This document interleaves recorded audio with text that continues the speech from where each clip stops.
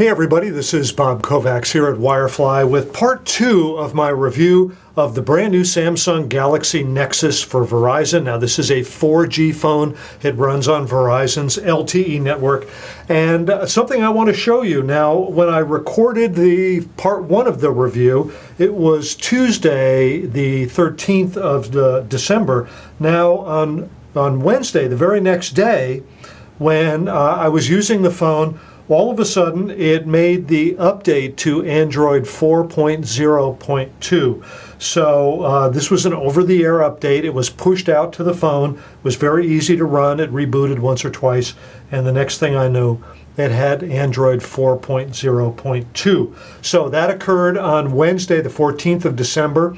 And later that night, actually at midnight, starting the very beginning of the 15th on Thursday, the phone was made available for sale. At least you could start to take orders on the phone.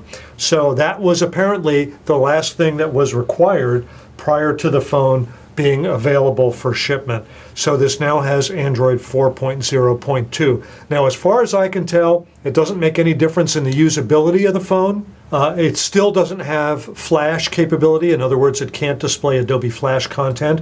Google is saying that there will be an update for it to show Adobe Flash content at some point in the future, but it's not available just now.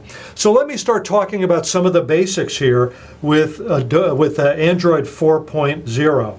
So, if you hold your finger down on the screen, it'll call up the menu to select your wallpaper. I've got a live wallpaper going there. If you don't want live wallpapers, you can pick one of these, and let's go ahead and pick that one there, and we'll set that as my new wallpaper, and there you go. That's really not the most visible of wallpapers with the icons I have on that screen, so maybe I'll choose something else. How about this one here? That's a darker one. That should work a little better. So there you go. I've now set that as my wallpaper. That looks pretty good, and I like the way that it moves from page to page as I go around. So that's how that works. The YouTube, it's got a YouTube icon here, a YouTube app, and this works very nicely. I'm getting 4G down here in the studio. I didn't want Martha Stewart. Let's go back there. Let's search. I'm going to search for Le Mans Charlotte. This is a race that I made a videotape of down at Charlotte Motor Speedway a few months ago. This was back in September. And you see how quickly this comes up with the 4G connection. This is full HD. Of Le Mans is a fun car race, and it's meant to be easy for people to enter and easy for people to compete. And I'll wait till it goes to a normal speed video instead of this fast speed. Still allow everybody to enjoy. Looks pretty good. I got to tell you, on this screen, let me turn it down here. With the full 720 by 1280 display filled, I mean, this is like watching a tiny big screen TV. It looks great. People have come over to my cube upstairs and they're, hey, can I see that phone? And I'll run a video for them, and they're like, wow, that really looks good. So this is a great phone to watch videos on. Okay, I'm going to stop this and go back. And of course, it puts the icons, the control buttons here on the screen. So I'm just going to go back to the main page, and there you go. So that's a little bit what YouTube looks like. Let's go to the camera app, take a look at it. And there you go, there's the camera app. Now I have it switched to the camcorder right now. Just touch that to go to the camera app. And now it's on the camera. Switching to the front camera is easy. Just tap that little icon right there. And now, there you go. Whoops, I tapped it twice apparently. There you go, I'm on the front camera. There I am in my tiny little studio. There's a light, and I've got that foam stuff on the walls, if you can see. You can't really see very well, can you? There you go. I've got foam stuff on the walls. I guess if I can show you my studio, I can show it to you with the regular camera, maybe a little better. I've got that egg crate foam stuff, and I've got a tiny little TV here that you can't really see. But okay, so the camera works very well. I find that the shutter speed is immediate. I mean, you touch the button here to take a picture, and it takes it right away. So there is very, very little delay, virtually no delay with the shutter button. And there's the picture that I just took. So that's the camera. Now I took several pictures upstairs, and first let's go to my little still life I set up on my desk. I set up a little still life, and I was pretty impressed with the clarity. However, there's some noise in the picture. The focus was pretty good. Look at the pinheads. The focus is really very good on the pins, and you can read the date on the coin, for instance, and the legend information on the coin. But there's definitely some noise in the picture. Now, that's taken with normal ambient lighting. It's not very good lighting at all, so I can't begrudge it a little bit of noise. I thought that that was okay. The colors were pretty realistic there. Then I went to my flesh tone test. This is Luis on the left and Jen on the right. And when I took the picture on the phone, the flesh tones looked great. I thought the picture looked very good. However, when I loaded it on the computer, I wasn't quite so impressed.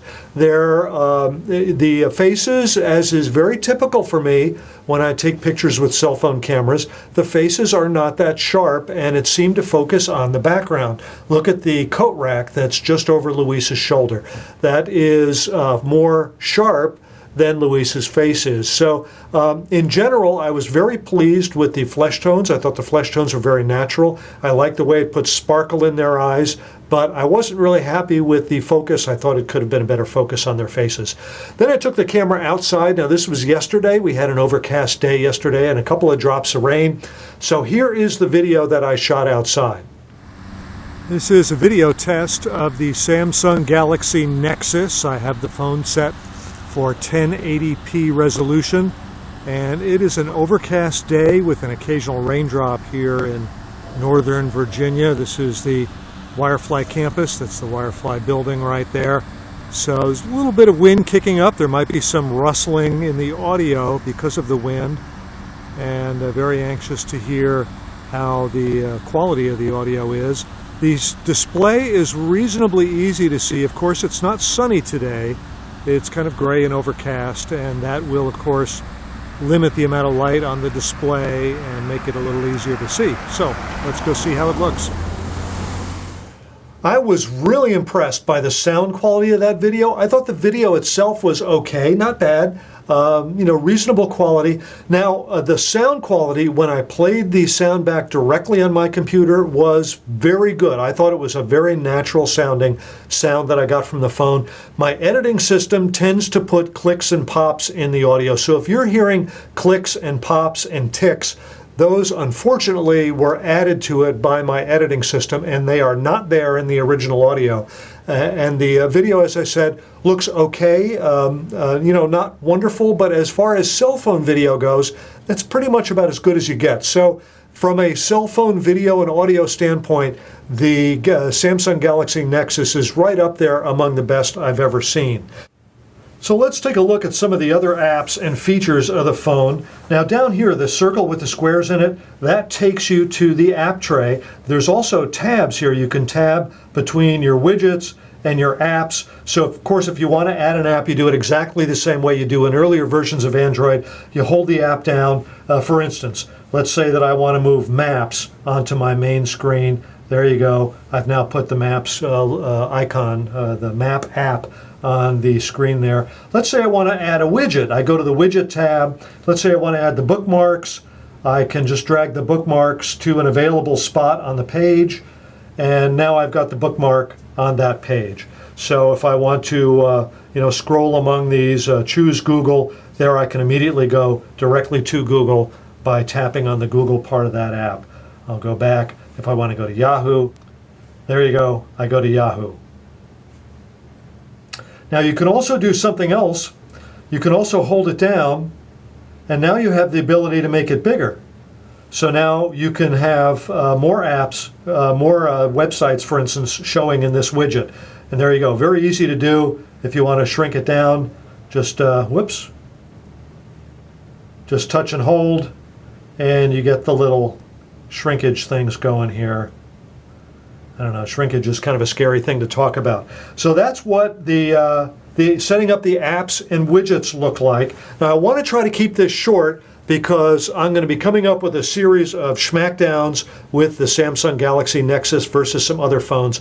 So I think I'm going to wrap up the second part of this review. You know, this is a very good phone. I know that you're going to ask me about the battery life. I find that when I have the phone here sitting on my dining room table overnight with it put to sleep, hibernating, I find that it goes through quite a bit of the power. I get up in the next morning to find that it's only got 70% of the power. So I'm a little concerned about the battery life. That's with the phone in hibernation. It seems to be using some power. Now it is on 4G, and I haven't really gone into my settings to determine how quickly it's updating the news and so forth and things like that. So I'll need to go through and check some of that stuff, but I'm a little concerned about the battery life at this point. Otherwise, it has a good camera. It's a 5-megapixel camera, far from the highest resolution camera, but it's reasonably low noise and reasonably sharp. It takes good flesh tones, among the best flesh tones I've seen, although the focus leaves a little to be desired. Video and audio on the video is very good. The audio is really quite good, and the video is at least as good as any other cell phone. Android 4.0 seems to work beautifully smooth on this. It looks great. The display is excellent. I mean, people look at it and they just go, wow. The resolution is superb. The 4G download speeds are top-notch. So far, I'm liking pretty much everything I'm seeing about the Samsung Galaxy Nexus. With the battery life, well, that needs to be resolved a little bit more in my mind. Hey, everybody, this is Bob Kovacs here at Wirefly. Thanks for watching.